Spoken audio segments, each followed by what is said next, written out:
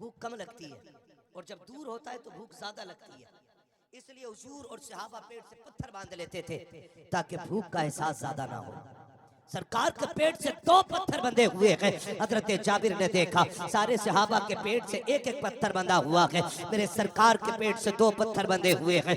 बेकरार हो गए, घर दौड़ के आ जाते हैं, अपनी शरीक हयात को आवाज दे के कहते हैं, मेरी शरीक हयात जरा सुनो तो सही। का बात क्या है? का मैंने सरकार का आज फाका देखा है, मेरे आका के शिकम से 2 पत्थर बंधे हुए हैं, हमने एक एक पत्थर बांधा है, सरकार के पेट पे 2 पत्थर है। मेरी शरीक हयात, मैं सरकार की दावत करना चाहता हूँ, कुछ हो तो बता दिया जाए। हजरत जाबिर की बीवी रोने लग जाती है, कहती मेरे सरताज, मेरे घर का 3 दिन का फाका है, हमने बच्चों को कुछ नहीं खिलाया है, अगर कुछ होता तो बच्चों को खिला दिया जाता, मेरे सरताज क्या किया जाए। हजरत जाबिर खड़े हैं, निगाह डाल के क्या देखते हैं, आपके घर के अंदर एक 6 माह का बकरी का बच्चा मौजूद था। कहते मेरी शरीक हयात, अगर इसी को काट लिया जाए, इसका गोश्त बना दिया जाए तो सरकार की भूख के लिए काफी हो जाएगा। बीवी हजरत जाबिर की थी, सहाबिया थी, अर्ज करती है मेरे सरताज, अगर आप ये चाहते हैं तो बहुत अच्छा फैसला है, चाहिए मैं इसका इंतजाम करती हूँ, आप जाकर सरकार की दावत कर दीजिए। तवज्जो है सारे लोगों, थके नहीं है ना? चलूं थोड़ा सा आगे। मेरे हुजूर है, हुजूर के एक सहाबी हजरत जाबिर बिन अब्दुल्ला, ये हुजूर के सहाबी और हुजूर के बड़े चहीते सहाबी हैं हजरत जाबिर रज़ी अल्लाह तआला। इतने चहीते सहाबी हैं कि मुस्तफा बड़ा प्यार करते हैं। जब आपके हजरत जाबिर के वालिद एक जंग में शहीद हो गए ना, एक जंग में शहीद हो गए, तो ये हुजूर की बारगाह में आए। हुजूर ने कहा जाबिर क्या हाल है? अर्ज करते हैं सरकार आज मैं यतीम हो गया हूं। मेरे नबी ने फरमाया जाबिर तू यतीम नहीं है, आज से ना तू यतीम नहीं है, मैं तेरे साथ खड़ा हूँ, ये नबी ने कहा। और फिर जब बेकरार हुए तो जाबिर कहते या रसूल अल्लाह मेरे वालिद का हाल बताएं। सरकार ने फरमाया जब जाबिर शहीद होकर रब की बारगाह में पहुंचे ना तुम्हारे वालिद अब्दुल्ला, तो रब ने पूछा क्या चाहते हो? उन्होंने कहा मालिक फिर जिंदगी दे, फिर तेरे नाम पे शहीद होना चाहता हूँ। तसल्ली मिल गई उनको। यही हजरत जाबिर है। जंग ओहद का मौका है, खंदक का मौका है, खंदक खोदी जा रही है, खंदक खोदी जा रही है। और जब जंगे खंदक हुई थी तो मुसलमानों में ऐसा फाका था, ऐसा फाका था कि पेट से पत्थर बंधे हुए थे, पेट से पत्थर। आज दौलत की कसरत है, आज रिस्क बेशुमार है, आज जितना खाता नहीं उतना फेंक दिया जाता है, इतनी रिस्क की लोग कदर नहीं करते। इस्लाम इस मुश्किल से दौर से गुजरा है कि पेट से पत्थर बंधे हुए। सरकार की बारगाह में से आप आए, हुजूर एक पत्थर आ गया है, टूट नहीं रहा है।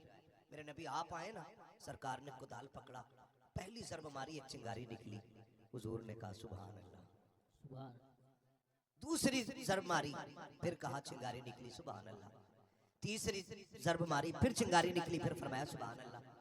सहाबा कहते हैं हुजूर ये क्या बात थी, आप बार बार सुभान अल्लाह कहते रहे? आका फरमाते रहे कि हर ज़रब पे जिब्रील मुझे खुशखबरी देते गए कि फला फला इलाके मुस्तफ़ा फतह होने वाले हैं। हजरत जाबिर कहते हैं कि जब सरकार ने कुदाल उठाया और आका की कमीज उठी तो पेट से पत्थर बंधा हुआ था। क्या था पेट से? पत्थर। जोर से पेट से पत्थर क्यों बांधते लोग? आज भी फिलिस्तीन में भूखे पेट से पत्थर बांध रहे हैं, आज भी बच्चों के पेट से पत्थर बंधे हैं फिलिस्तीन में। पेट से पत्थर बांधने की वजह यह होती है कि जब पेट खाली होता है ना और वो कमर से चिपकता है तो भूख कम लगती है, और जब दूर होता है तो भूख ज्यादा लगती है। इसलिए हुजूर और सहाबा पेट से पत्थर बांध लेते थे ताकि भूख का एहसास ज्यादा ना हो। सरकार के पेट से 2 पत्थर बंधे हुए हैं। हजरत जाबिर ने देखा सारे सहाबा के पेट से एक एक पत्थर बंधा हुआ है, मेरे सरकार के पेट से 2 पत्थर बंधे हुए हैं। बेकरार हो गए, घर दौड़ के आ जाते हैं, अपनी शरीक हयात को आवाज दे के कहते हैं मेरी शरीक हयात जरा सुनो तो सही। का बात क्या है? का मैंने सरकार का आज फाका देखा है, मेरे आका के शिकम से 2 पत्थर बंधे हुए हैं, हमने एक एक पत्थर बांधा है, सरकार के पेट पे 2 पत्थर है। मेरी शरीक हयात, मैं सरकार की दावत करना चाहता चाहता हूँ, कुछ हो तो बता दिया जाए। हजरत जाबिर की बीवी रोने लग जाती है, कहती मेरे सरताज मेरे घर का 3 दिन का फाका है, हमने बच्चों को कुछ नहीं खिलाया है, अगर कुछ होता तो बच्चों को खिला दिया जाता, मेरे सरताज क्या किया जाए। हजरत जाबिर खड़े हैं, निगाह डाल के क्या देखते हैं, आपके घर के अंदर एक 6 माह का बकरी का बच्चा मौजूद था। कहते मेरी शरीक हयात, अगर इसी को काट लिया जाए, इसका गोश्त बना दिया जाए तो सरकार की भूख के लिए काफी हो जाएगा। बीवी हजरत जाबिर की थी, सहाबिया थी, अर्ज करती है मेरे सरताज अगर आप ये चाहते हैं तो बहुत अच्छा फैसला है, चाहिए मैं इसका इंतजाम करती हूँ, आप जाकर सरकार की दावत कर दीजिए। हजरत जाबिर ने बच्चे को सिवा किया के गोश्त बनाया, दौड़े दौड़े सरकार की बारगाह में आते हैं, अर्ज करते हैं मेरे सरकार आपकी दावत आज मेरे घर पे है। जैसी हजरत जाबिर ने इतना कहा है, मुस्तफा ने सर उठाया है और जिधर जिधर लोग गड्ढे खोद रखे थे, खंदक खोदने वाली जमात की तरफ मेरे आका ने देख के कहा था मेरे सहाबा तुम्हारी भी दावत है, मेरे सहाबा तुम्हारी भी दावत है, मेरे सहाबा तुम्हारी भी दावत है। जब सरकार ने दावत की तो 1-2 की नहीं 1500 की दावत हो जा रही है और 6 माह का बकरी का बच्चा है। हजरत जाबिर कभी हुजूर को देख रहे हैं, कभी उन लोगों को देख रहे हैं जिनकी दावत कर दी गई है, दौड़े दौड़े घर आए, का शरीक हयात गजब हो गया है, का क्या हुआ, का मैंने आका की दावत की थी, सरकार ने 1500 सहाबा की दावत कर दी है, अब क्या होगा। बीवी भी सहाबिया थी और मुस्तफा के दर की परवरदा, बीवी ने कहा बता मेरे सरताज तुमने किसकी दावत की थी, कहा मैंने मुस्तफा की दावत की थी, और कहा 1500 की दावत किसने की है, कहा वो मुस्तफा ने की है। तो बीवी ने कहा सुनो तुम हुजूर को खिलाओ, 1500 को हुजूर खुद खिला के दिखा दे। माशाअल्लाह, नारे तकबीर, नारे रिसालत, नारे गौसियत, मसलके आला हजरत मुफ्ती हम्माद रजा साहिब क़िबला, सीरत मुस्तफ़ा कॉन्फ्रेंस। सुभान अल्लाह, सुभान अल्लाह, माशाअल्लाह। अर्ज करती मेरे सरताज जिनकी दावत आपने की आप उनकी फिक्र करें, और जिनकी दावत हुजूर ने की है उनका इंतजाम हुजूर कर देंगे। जाइए बेफिक्री से सरकार को बुला लाइए। अब देखें वो सरकार को बुलाने आए, हुजूर खाना तैयार है, सरकार ने फरमाया सारे चलो जाबिर के घर दावत हो गई है। सुभान अल्लाह। सारे सहाबा आ गए।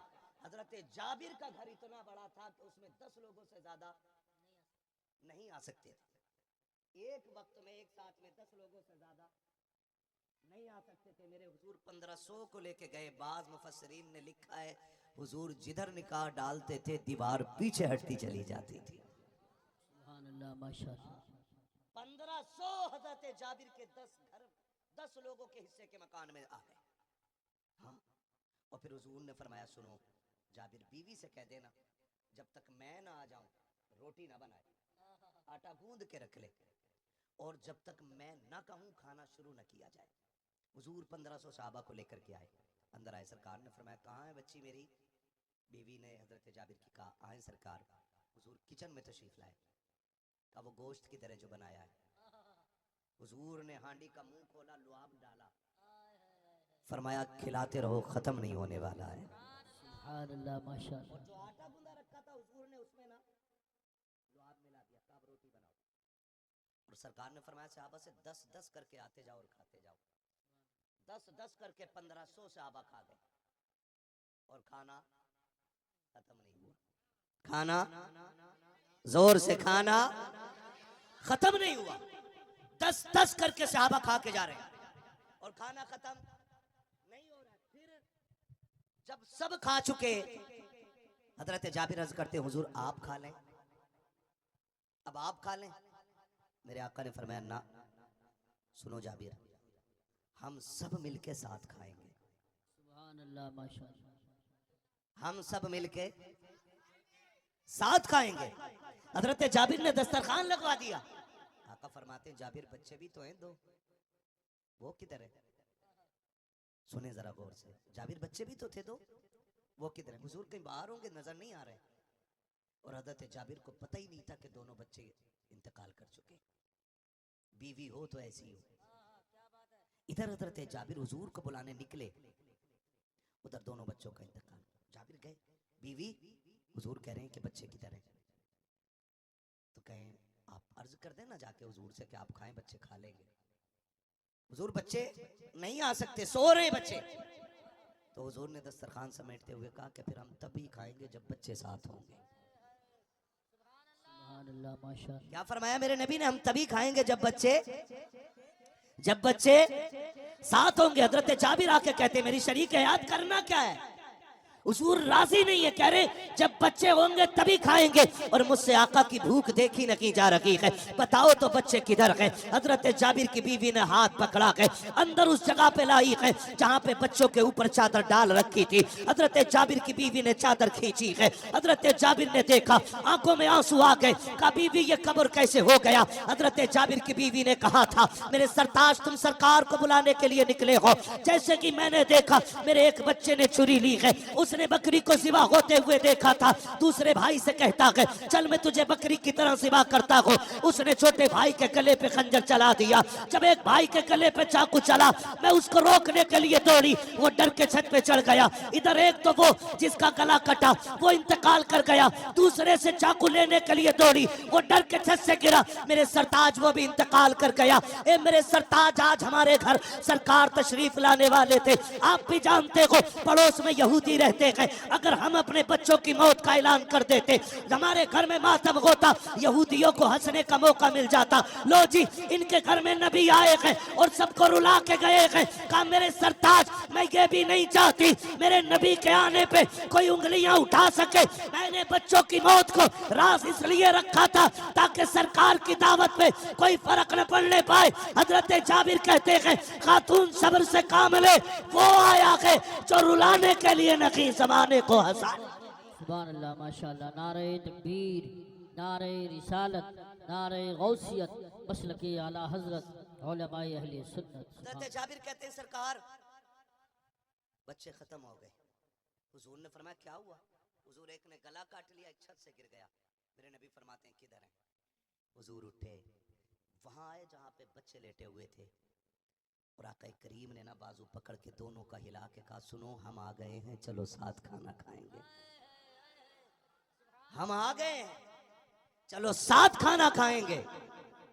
मुअर्रिखीन ने लिखा बच्चे गर्द झाड़ते हुए उठ के खड़े हो जाते हैं और मुस्तफा के साथ खाने में बैठे। जब खाना खा चुके आका बच्चों का चेहरा देख रहे हैं, हुजूर कह रहे हैं उदास हो, क्या हो गया?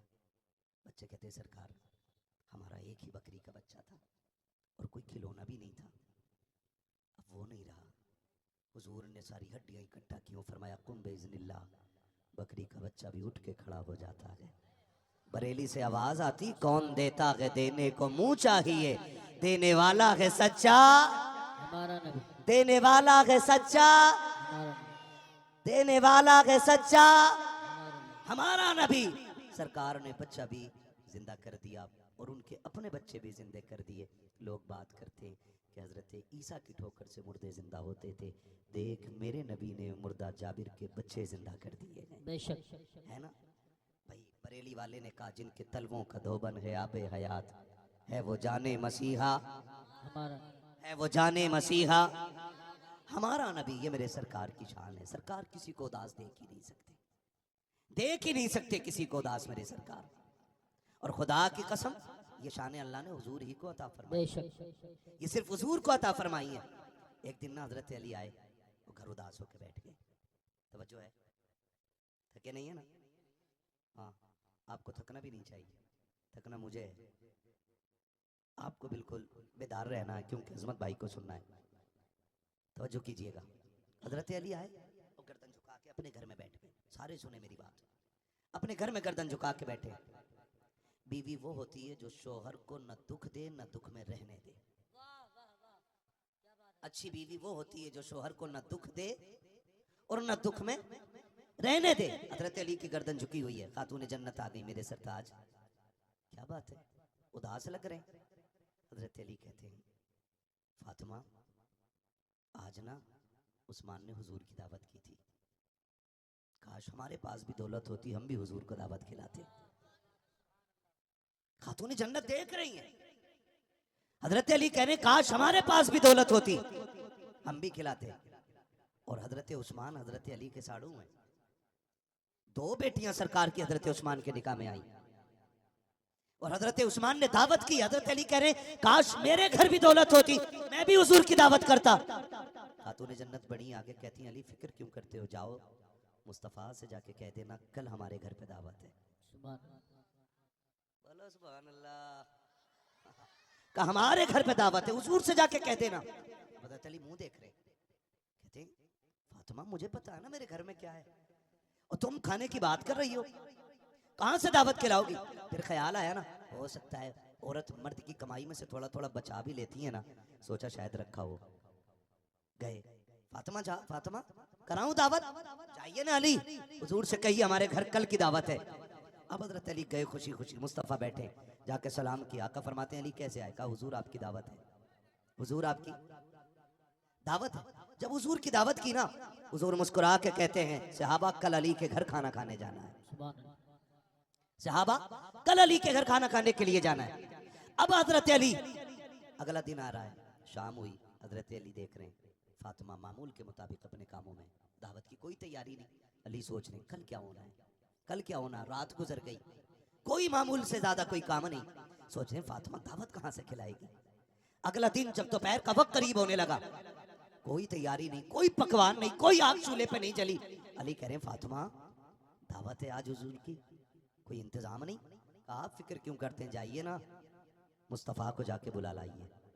हजरत अली देख रहे हैं ना कोई पकाया, ना कुछ बनाया, ना आग जलाई, और ये बुलाने के लिए भेज रही है। कहा जाइए बुला के लाइए। हजरत अली उठे, मुस्तफ़ा को लेने के लिए आ जाते हैं। जैसी हजरत अली घर से निकले हैं, खातून जन्नत सैयदा तैयबा ताहिरा आबिदा जाहिदा तकिया नकिया ज़किया राकिया कारिया साजिदा आलिमा फाजिला हाफिजा सैयदा कायनात खातून जन्नत सैयदा फातिमा ज़हरा रज़ी अल्लाह तआला अन्हा इधर अली निकले हैं, उधर मुसल्ला उठा लेती है। 2 रकात नमाज अदा करने के बाद चोली फैला के कहती है ए परवरदिगार आलम, आज तक फातिमा तेरी बारगाह में जो सुजूद नियाज लुटाती रखी है, आज उसकी कीमत अदा फरमा दे, आज उसका मोल दे दे। मेरे परवरदिगार मुझसे शोहर की उदासी नहीं देखी गई, मैंने तेरे महबूब की दावत कर दी है। ए मेरे परवरदिगार आज अली की इज्जत भी बचा ले, नबी की बेटी की भी इज्जत बचा ले।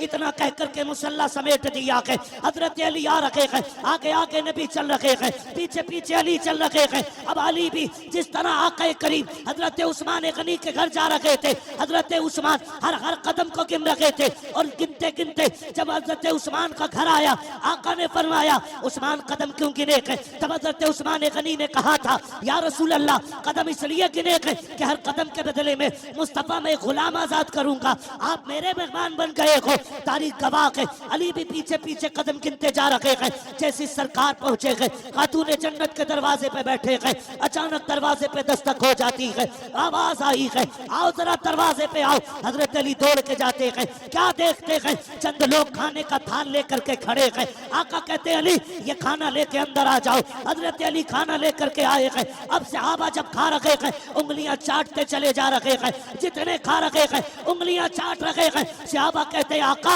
आज तक कभी ऐसा खाना नहीं खाया है जैसी लज्जत आज फातिमा के दस्तरखान पे आ रही है। तब मेरे नबी ने कहा था सहाबा जो खाना मरने के बाद आखिरत में निबटने के बाद जन्नत में जाके मिलेगा, वो मेरी फातिमा ने तुम्हें दुनिया में खिला दिया।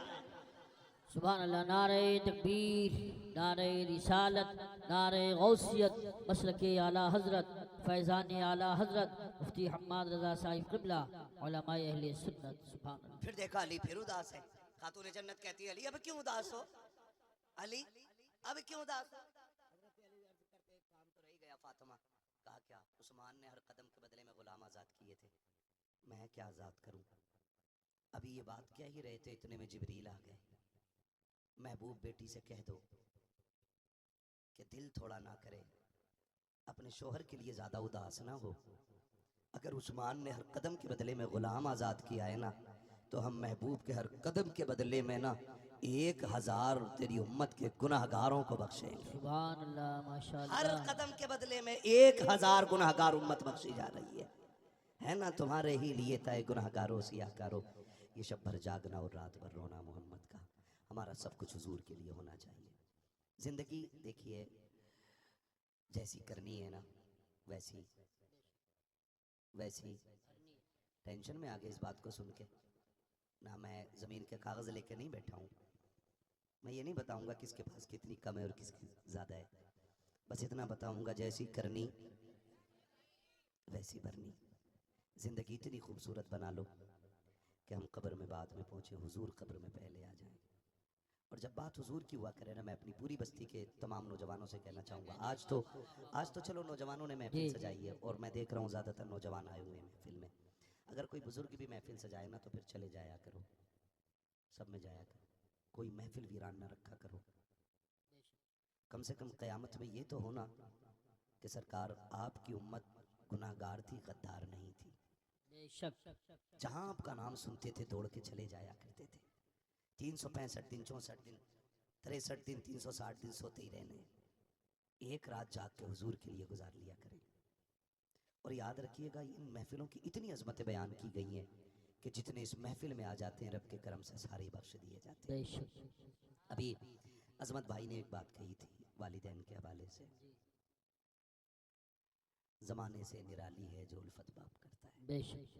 आपसे बस इतना कहना चाहूँगा, अपने माँ बाप की इज्जत करें, सबसे, खुद से भी मैं कहता हूँ इस बात को, मैं भी और आप भी, अपने माँ बाप की इज्जत करें। इनसे बड़ी दुनिया में कोई दौलत नहीं है। दुआओं की मकबूलियत का क़िबला ये है, अगर आपकी दुआएं कबूल ना होती हो ना तो फिर माँ के कदमों में आ जाया करो। अगर इसकी झोली फैल जाती है तो रब बिगड़े मुकद्दर सवार देता है। वो बच्चे खुशनसीब होते हैं जिनके सर पे हाथ रखने वाले माँ बाप जिंदा होते हैं। वो बड़े मुकद्दरों के मालिक होते हैं जिनको माँ बाप की दुआएं मिलती हैं। उनसे पूछो, वो बड़े तन्हा हो जाते हैं जिनके माँ बाप कब्रिस्तान चले जाते हैं। आज माँ बाप की चीख पे, आवाज़ पे ना हम आवाज़ नहीं देते, हम उनकी आवाज़ देने पे ना मोबाइल में लगे रहते हैं, कुट कुट कुट कुट कुट कुट। वो कहते पानी ला दे, कह रहा अभी आया अभी आया अभी आया ना। आज इनकी एक आवाज़ पे दौड़ जाया करो। अगर ये कब्रिस्तान चले गए तो तुम चीख चीख के मर जाओगे, इनकी आवाज़ कब्र से बाहर नहीं सुन पाओगे। कदर कर लें इनकी, इज्जत कर लें इनकी। याद रखिएगा, माँ बाप जिंदा होते हैं ना तो बच्चे ईद के दिन 2 रकात पढ़ के घर आया करते हैं, और अगर माँ बाप मर जाते हैं तो 2 रकात पढ़ के बच्चे कब्रिस्तान जाते हैं। क्यों? क्योंकि असली ईद की खुशी जो है ना, वो यारों के गले लग के नहीं मिलती, माँ बाप की मीठी दुआओं के बाद मिला करती है। अगर बाप ये कहते तुझे ईद मुबारक हो तो खुदा की कसम फरिश्ते आमीन कहने लग जाते हैं। माँ माथा चूम के कह दे भलाओ तेरा, तुझे किसी की नजर न लग जाए, खुदा की कसम फरिश्ते बलाएं लेने लग जाते हैं। आज अगर माँ बाप है ना, इनकी इज्जत कर लीजिएगा, इनकी कदर कर लीजिएगा। कारी यूसुफ साहब कबीरा ने अभी जिक्र किया, वालिदा नहीं रही, अल्लाह इनकी वालिदा को बेहिसाब जन्नतुल फिरदौस नसीब फरमाए, और हम में से जिनके वालिदैन बाहयात हैं अल्लाह उनको भी अपने महबूब के सदक़े में जन्नती बना दे। कह दो आमीन। नाराज हो अम्मा अब्बा के नाम पे? कहो जोर से आमीन। कह रहा मैं अपने अब्बा के पास ना बैठूंगा। क्यों? कह रहा फैसला ही सही ना करा।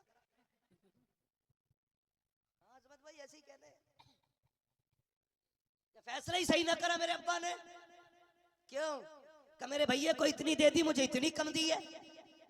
सुन, वो तुझे बिल्कुल भी ना देना तो तुझे हक नहीं है कि तू ये कह सके मेरे बाप ने फैसला सही नहीं किया। बाप सिर्फ जमीन का मालिक नहीं, तेरी खाल का भी मालिक है, तेरे बाल का भी मालिक है, तेरे खून के कतरे कतरे का मालिक बाप होता है। तू होता कौन है ये कहने वाला कि मेरे बाप ने गलत फैसला किया है? वो सुन, अगर तुझे लगता है ना इंसाफ ना भी हुआ है, गर्दन झुका के ना तस्लीम कर ले। खुदा उसकी मर्जी से लेने में तुझे इतना देगा कि तेरी 7 पुश्तों से खाया नहीं जाएगा, मगर शर्त यह है कि बाप के फैसले को दुरुस्त माना जाए। मानेंगे इंशाअल्लाह? मानेंगे इंशाअल्लाह? हाँ जी, वालिदैन जो फैसला कर दें उसे तस्लीम कर लिया करो, उनकी इज्जत किया करो, उनकी कदर किया करो। और एक बात, आखिरी बात, देखिए जाना तो सभी को है, कभी बाप पहले चला जाता है और कभी, बोले कभी, आप क्यों नहीं बोल रहे? टेंशन में आ गया। कभी बाप पहले चला जाता और कभी, असल में ये पाइप ही बहुत गलत जगह आ गया है। कभी बाप पहले चला जाता और कभी माँ पहले चली जाती है। अब दोनों की कंडीशंस बिल्कुल अलग है। बाप अगर पहले चला जाए ना तो माँ को मोहताज बना देती है औलाद, टुकड़े टुकड़े को तरसा देती है औलाद। और अगर माँ पहले चली जाए ना तो बाप आपकी मिट्टी पलीत कर देती है औलाद। दोनों पहलू किसी की जिंदगी में भी आ सकते हैं, पहले माँ भी जा सकती है और पहले बाप भी जा सकता है। अगर माँ पहले चली जाए ना तो फिर बाप के नौकर बन जाना, उसे कभी आवाज देने का मौका मत देना, उसको इतना प्यार देना, इतनी इज्जत देना कि वो तन्हाई में भी हाथ उठाए करे तो कहा करे अल्लाह मेरी औलाद की जैसी सबकी औलाद हो जाए।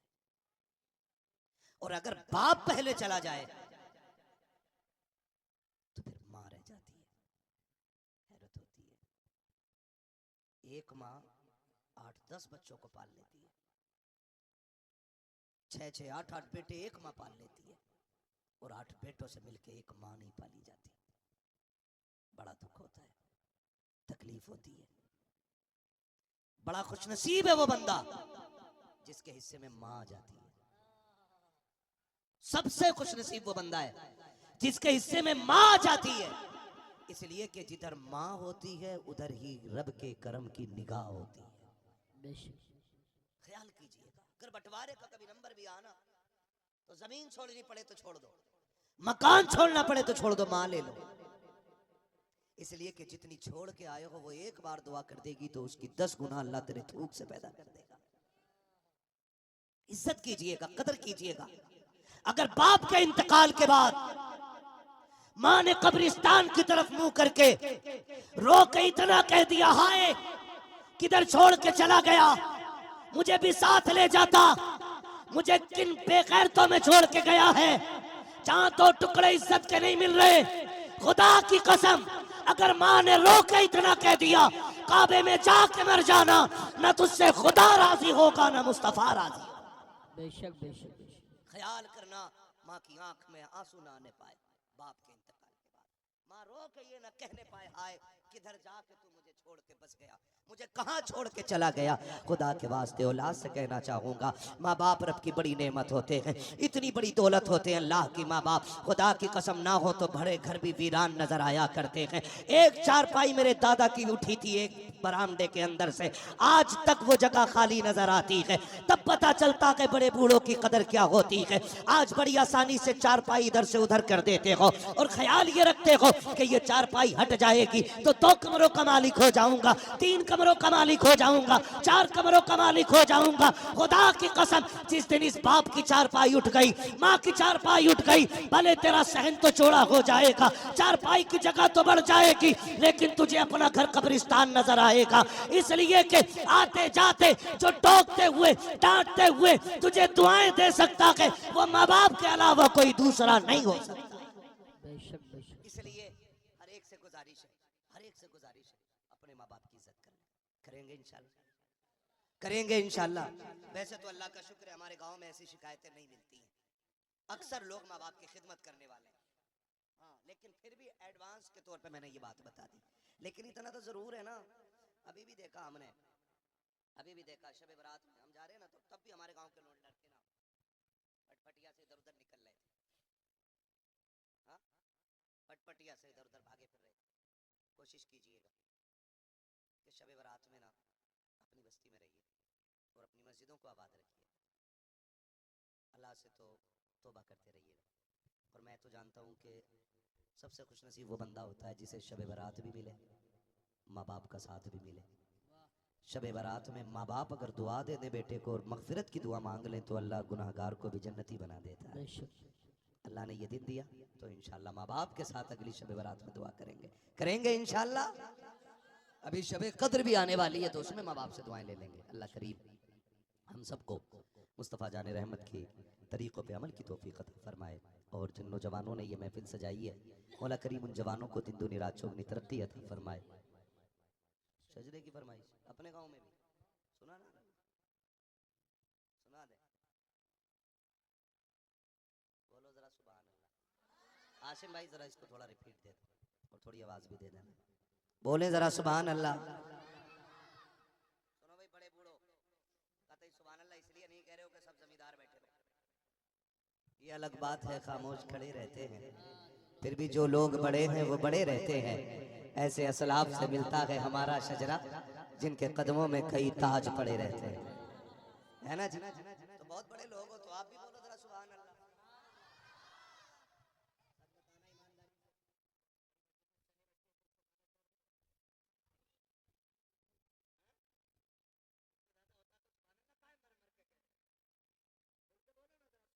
और जोर से। पूरी दुनिया सुन रही है तुम्हें, ठीक है, और सुनती रहेगी। हैं? बराबर वाले, बराबर वाले अल्लाह वाले होते भले आदमी। अगर इमाम बोलेगा तो तुम्हें बोलने की इजाजत नहीं है। जी जी बेशक। ऐसे ही है ना भाई नमाज में अजहर भाई, है? इमाम के पीछे किरात करने की इजाजत है नहीं ना, और जहां ये ना बोले वहां फिर मुक्तदियों को चाहिए आगे है। तो फिर आप इनकी होड़ ना करें, ये बड़े लोग हैं और इनकी होड़ कभी ना किया किया। अपने बारे में सब सोचा करें, मैं अपने बारे में सोचता हूँ, आप अपने बारे में सोचें, ठीक है? बोलें जरा सुभान अल्लाह। मेरी बात सुनो बच्चों, इधर देखो मेरी तरफ। अल्लाह सलामत रखे, अगली बार अल्लाह सबको एक एक टोपी की तौफीक अता फरमाए।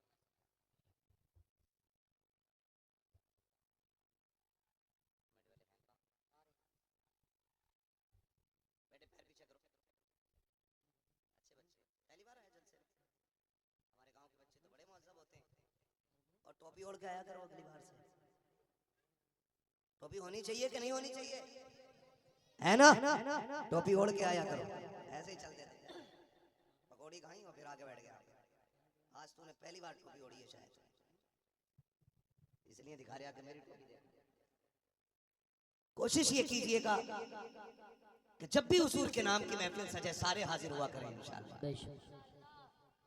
और याद रखो महफिल किसी के बाप की नहीं होती है, किसी के बाप की सिर्फ रसूल पाक की होती है। भाई ये शमा जल रही है, ये लाइट है, देखे होंगे आपने गर्मियों में कीड़े आ जाते हैं ना उड़ने वाले, उन्हें पता नहीं होता है कि इसका खर्चा जो है कि खाली 4 लोगों ने किया, भाई हम जलने फ्री में क्यों जाएं। लेकिन नहीं ना, वो शमा देखते हैं और जल जाते हैं, मर जाते हैं, अंजाम यही होता है, जान दे देते हैं। उन्हें इससे मतलब नहीं किसके घर में लगी है, किसके खर्चे से चल रही है, अच्छी मिसाल। उन्हें तो मतलब यह है कि उन्हें शमा से इश्क होता है।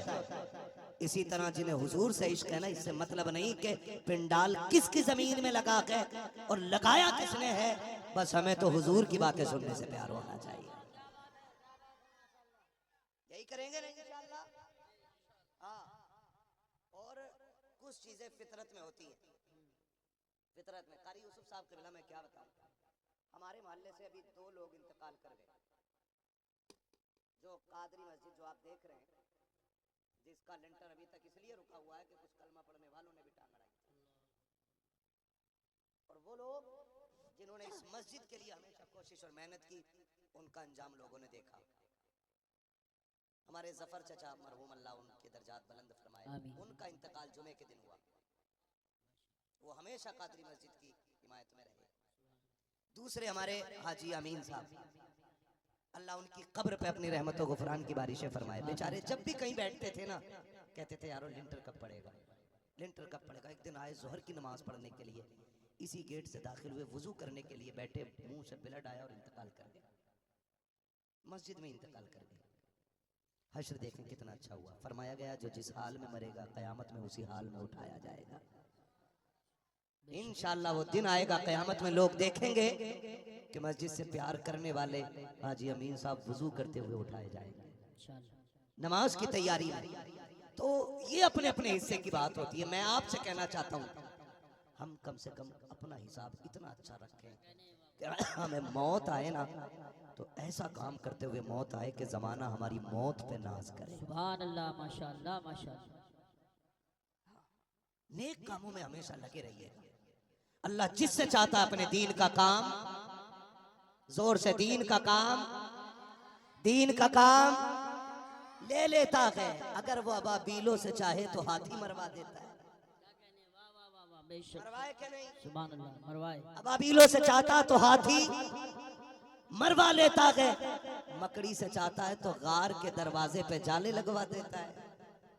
कबूतर अंडे दे देते हैं तो गार की हिफाजत हो जाया करती है ना जी। तो ये सब अल्लाह की मर्जी के ऊपर है, बस उसे राजी करने की कोशिश कीजिएगा, ठीक है ना। अब आवाज निकालिए जोर से, जरा बोलो सुभान अल्लाह। मेरा हाथ देख रहे हो, जब मेरा हाथ ऐसे होना तो तुम्हें बोलना है सुभान अल्लाह। समझ जाना कि घर का मौलाना थक गया, सांस लेना चाह रहा, हम इतनी जोर से सुभान अल्लाह कहें कि मौलवी सांस ले ले। कहीं ऐसा मत करियो सारी दुश्मनी आज ही निभा जाओ कि आज फंसा। मौलवी के सामने तुम सुभान अल्लाह कहना भूल जाओ और मैं सांस लेना भूल जाऊं। जलसा कल भी है, कल पिपलसाने में जाके बोलना है, परसों कल, ठीक है जी, परसों पिपलसाना जाना, कल फिर कहीं जाना, कल कहीं थे। हम तो वो भटकती आत्मा है जो कदम ही नहीं रुकते, हर रात कहीं ना कहीं सफर रहता है, ठीक है ना। अब जरा बोले सुभान अल्लाह। ओ खड़े वाले बंदो बोल दो यार तुम भी सुभान अल्लाह। हाँ, इतने मजबूत कसम से भी गन्ना कट के पर्ची पैसा नहीं आया है। गर्मी इतनी आ गई, बैठने कोई तैयार नहीं है ना। मत बैठो, अब मैं बैठाऊंगा नहीं, अब खड़े खड़े बोलना है तुम्हें सुभान अल्लाह। अब बाकी जो काम है लिटाने या बैठाने का अजमत भाई कर लेंगे, क्योंकि इनकी भी ट्रेन मुरादाबाद से है, इनको भी बहुत जल्दी रुखसत करना है और मैंने बहुत ज्यादा वक्त आपका ले लिया, तो फिर आप बोलो सुभान अल्लाह। इतनी जोर से सुभान अल्लाह बोलो कि मेरी थकन उतर जाए। बोलो जरा खुल के सुभान अल्लाह। आदम के बेटे शीश, सुभान अल्लाह।